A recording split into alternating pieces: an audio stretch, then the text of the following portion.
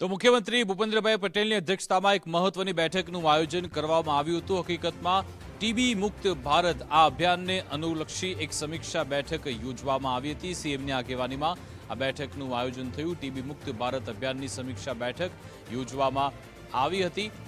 રાજ્યપાલ આચાર્ય દેવવ્રતજી પણ આ બેઠકમાં ઉપસ્થિત રહ્યા હતા। अलग अलग अधिकारी पण बैठक में हाजर रहा था। લોકભવન खाते टीबी मुक्त भारत अभियाननी बैठक योजवामां आवी हती। पीएम मोदीना टीबी मुक्त संकल्पने साकार करवा गुजरात सरकार पण कटिबद्ध छे। आज अंगे विस्तृत विगत आपशे संवाददाता निकुंजानी फोन लाइन पर जोड़ाई गया छे। जे निकुंज, टीबी मुक्त भारत अभियाननी समीक्षा बैठक मुख्यमंत्री भूपेन्द्र पटेल અને રાજ્યપાલ આચાર્ય દેવવ્રતની અધ્યક્ષતામાં યોજાણી।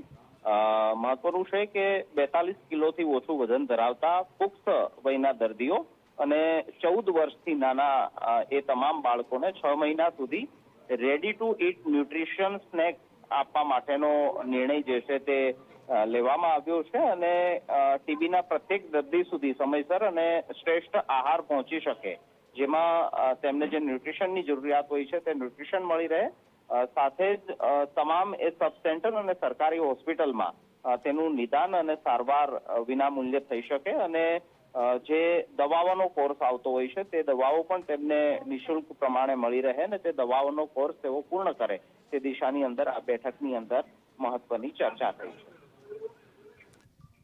બિલકુલ આભાર તમામ જાણકારી આપવા બદલ।